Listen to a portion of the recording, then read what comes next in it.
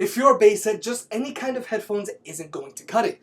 No, you need headphones that can deliver the amount of bass you demand, and then some. And two of the most popular options on the market are the Skullcandy Crusher Wireless and the Sony XB950N1. And although both of these have a lot of bass, there are some key differences between them. So which are right for you? We're about to find out. Don't forget to like, comment, and subscribe, and you can watch some of my other videos here after you're done watching this video.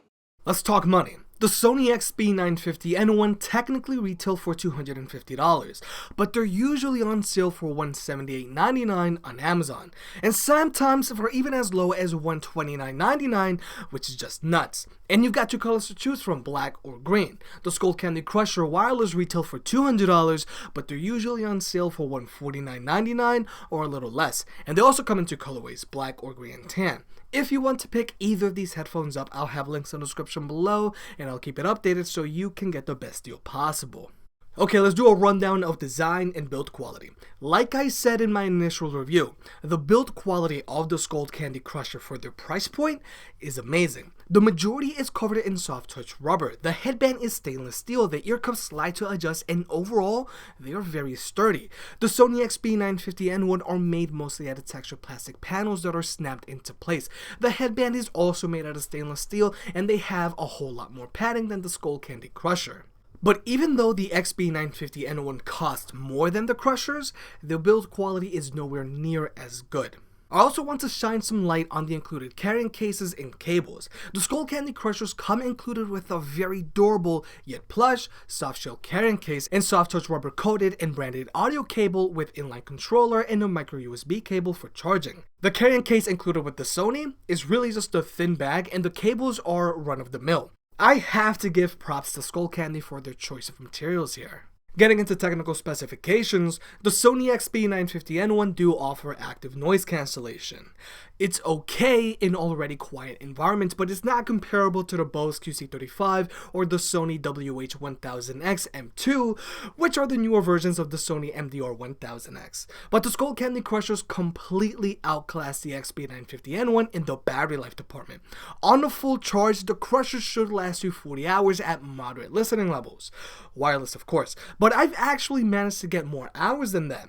With noise cancellation on, the XB950N1 should last 22 hours, but with ANC off, I've managed to get around 26 hours of playback time. And both of these headphones have similar wireless ranges at 35 feet for both, with direct line of sight to your wireless source.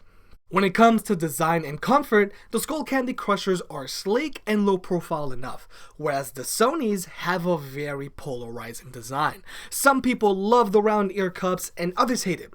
Personally, I don't mind it, but the ear cups on the XB950N1 are huge. You can actually see them in your peripheral vision when you put them on, and some people feel silly when they wear them in public.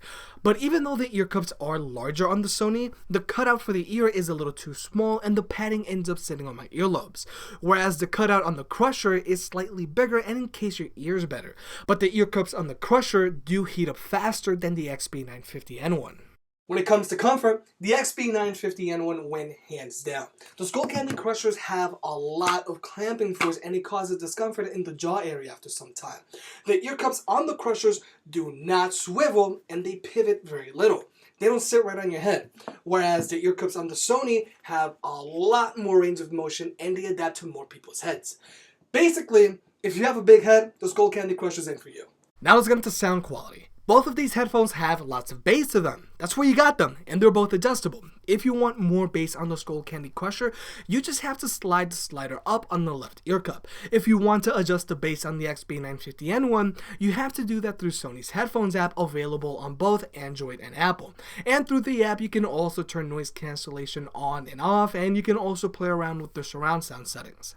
And for those wondering, when set at max bass, the Skullcandy Crusher do have more bass than the XB950N1. But believe it or not, too much bass can be a bad thing. So for real world use, I like to keep my XB950N1 set at +7 and the slider on the Crusher at a little below half.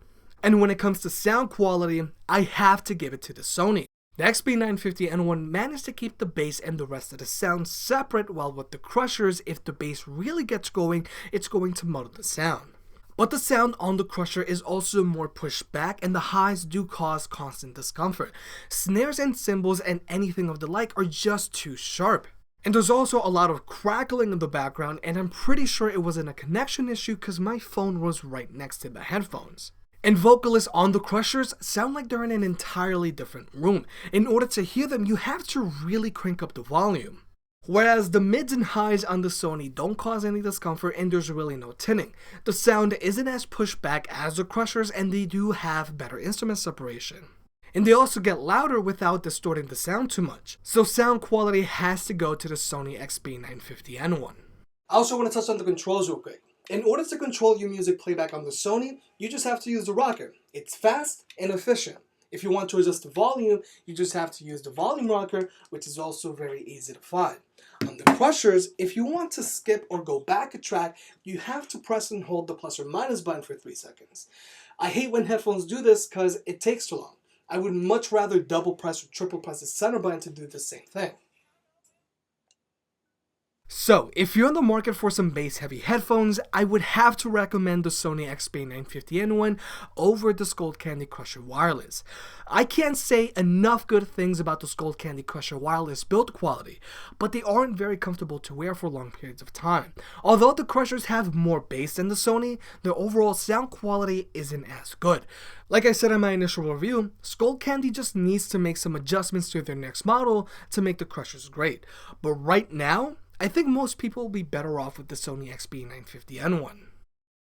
Hey, if you enjoyed the video, please like and subscribe. It helps out more than you realize. For more product reviews and deal alerts, check out jimcaddy.net. If you want to support the channel, pick up a shirt. And I'll catch you next time.